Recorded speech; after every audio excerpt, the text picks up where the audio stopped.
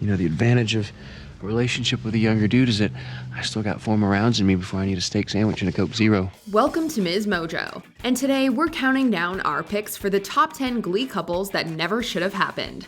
I hereby offer my services as a mistress. This is a mistake.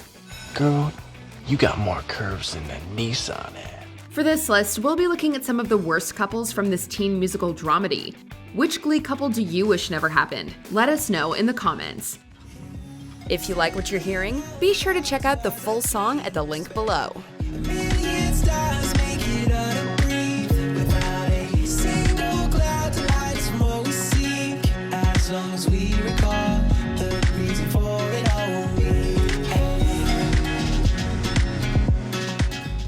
Number 10, Marley and Ryder. Go out with me. Ryder, no. Look, I'm single. You're newly single. Why not? Ryder really liked Marley, and though they looked good together in Grease, she just didn't have the same feelings for him. I got chills, they're multiplying, and I'm losing control. She was into Jake. It was more like Marley wasn't used to all the attention and became infatuated with the idea that 2 guys were into her. After her intense breakup with Jake, Ryder thought it was finally his time and asked Marley out in front of the Glee Club. Marley, will you go out with me? Yes. Not the best timing, dude. She said yes, but you can see it on the other guys' faces that they knew this was a bad idea. They went on one date, and Marley realized that she did not in fact have feelings for Ryder like that. Poor guy. Okay, if I'm going to be honest here, just because we go out once doesn't mean that we're going out. Oh. I still just need time for me. Number 9, Puck and Lauren. This was one of the weirdest couples in Glee history. We all know I'm not the smartest guy in the world, but there are 2 lessons I learned the hard way. 1, never punch a cop. The other one, you can't choose love. Love chooses you. Puck was looking for new members to join the Glee Club when he got tossed in a porta potty and left there all night. Lauren found him and he instantly fell for her. Are you an angel? Screw you. It was cool to see Puck actually have to woo someone for once, but this relationship just came so far out of left field. There were some fun moments between them, like when he sang her Fat Bottom Girls, or when he helped her gain the confidence to get over her stage fright, but that was pretty much all they had. I know what boys like. Boys like. Boys like me. And when the show came back for season 3, she was just gone and they were done. Number 8, Jake and Brie. This one was just an all-around disaster. Jake was still dating Marley at the time, and Brie seduced him away from Marley just because she could. So I thought I'd throw a little Gaga his way and see what happens. Yet you still somehow end up feeling kind of bad for Brie when all is said and done. She didn't even have to try that hard to get him to stray. Is your girlfriend going to be there? Do you want to go or not? I'll get my coat. Jake was getting impatient with how slowly Marley wanted to take things in their relationship, so he overcorrected into a full-on bad boy. He cheated on her with Brie, and then with every other girl he could get his hands on. At least something good came out of it when Jake decided to reform his ways after Brie had a pregnancy scare, but this whole ordeal was easily avoidable. You're still you, a douchey playboy who's going to spend the rest of his life dealing with one mess after another as long as he lives. Number 7, Quinn and Joe. It's just that you are the prettiest, nicest, best-smelling girl I've ever met. How many girls have you met? Weren't you homeschooled? Joe was one of the newbies of season 3, brought into the Glee Club after his talents were showcased in the God Squad Club. He seemed interesting at first. Being homeschooled and very religious, there was an opportunity for conflict and growth for him, but unfortunately, he became little more than Quinn's love interest. So I'm saving all my love for you. There might have been something here if given a chance, but Joe never really got the chance to develop into a 3-dimensional character and was just kind of slowly erased out of the show. He helped Quinn while she was partially paralyzed, which was cool, but it seemed like that was the only reason she liked him. What if I helped you? You know, like the way I use my hands to move your legs, maybe you could use my eyes to see yourself, the way I see you. And when she got better and graduated, they just ended. Number 6, Santana and Sam. I hereby offer my services as a mistress. I wants on them froggy lips, and I won'ts on them now. But I'm dating Quinn. And this just in, she cheated on you. They were both just so terrible to each other. They didn't even like each other. Santana snatched him up just to get at Quinn, and she simply needed a new guy to keep up her facade. But consider my offer.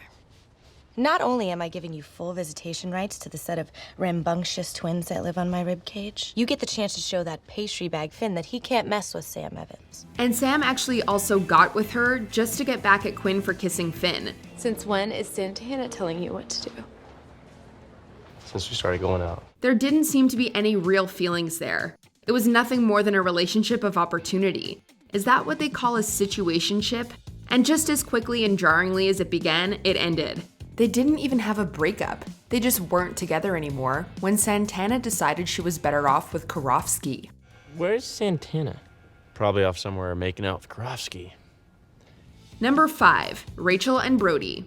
I know you still love him. This was the worst rebound ever. After Finn broke up with Rachel and sent her to New York, all she did was think about him. That is, until Brody slithered his way into her life. Wow. You're smoking. Oh, it's actually the duck. Brody was basically just the first guy to come around after Rachel and Finn broke up. Hey, you're a freshman, right? Yeah, I'm Rachel Berry. I'm majoring in musical theater. Me too. Brody Weston. I'm a junior. No matter how many times he said that he was cool with just being friends after she told him she was waiting for Finn, it was obvious what he really wanted.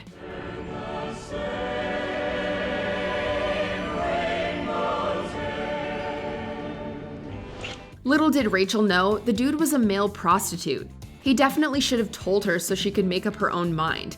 Her health could have been at risk. Seriously, not cool. He deserved that beating that Finn gave to him. You can't tell her. Number 4, Puck and Mercedes. This was another relationship of opportunity. The point is, you're popular now. And I gotta be honest, I need to spice up my image a little. We should join forces. Puck started falling down the social ladder after joining the Glee Club, and he needed a girl to boost his popularity again.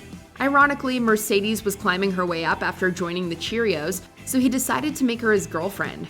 Mercedes was initially resistant, but eventually was just totally cool with it and used him for status too.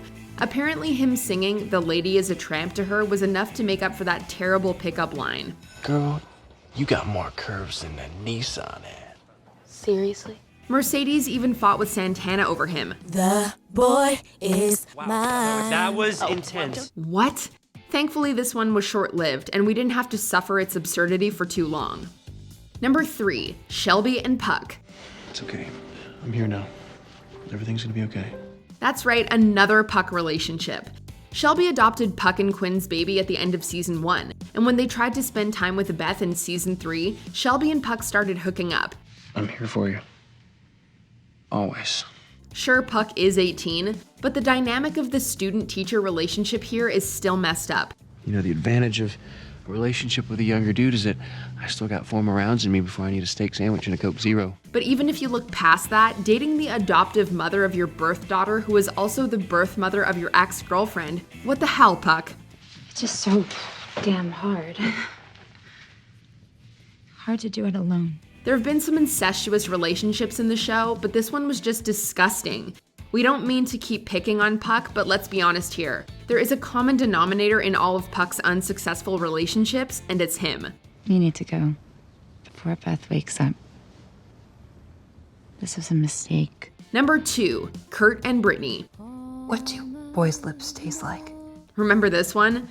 This was way back when Brittany's character was little more than the resident McKinley High floozy, and Kurt was still trying to figure out who he was. Hey guys, just holding hands with Brittany. Seriously, they feel like a baby. After a peculiar performance from Kurt, Brittany offers to hook up with him because he's the only guy in school she hasn't made out with yet.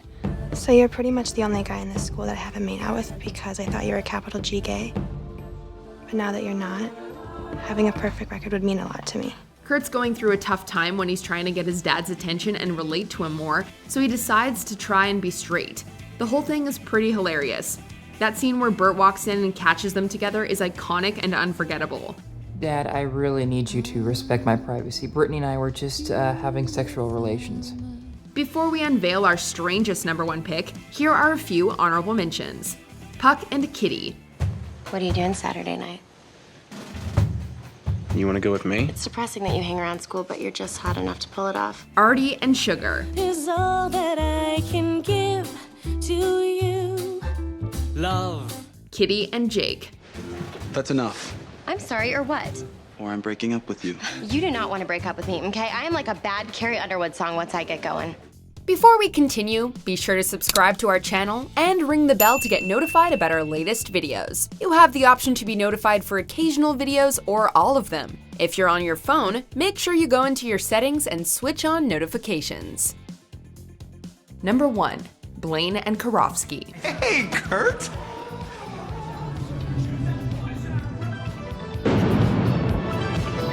This whole thing was just disturbing. I knew this would be a little weird for you. It's a living nightmare. What? No, it's not weird at all. Yes, Karofsky had amazing character development and grew into a really great guy. But how could Blaine just forget what he did to Kurt in high school? This is a very hard thing to come to terms with, and you should just know that you're not alone. Do not mess with me. They all managed to find a way to be friends at the end of it, but Blaine was the one who helped Kurt get through his toughest times when Karofsky was beating him in the halls and threatening to kill him. Fun! Blaine getting with Karofsky was a terrible betrayal, and also just weird as hell. This was even weirder than when Santana and Karofsky dated to be each other's beards. So you and I are going to be each other's beards. And then we're gonna win prom king and queen and rule the school. Basically, any relationship with Karofsky was just a bad idea. Here we are. Here we are. Yogi and Boo Boo. Do you agree with our picks? Let us know in the comments. And hey, if you're a fan of the song playing right now, be sure to check out the music video for it right here. Back to what we have to do. Could you wait a little longer so we can heal a couple of our wounds?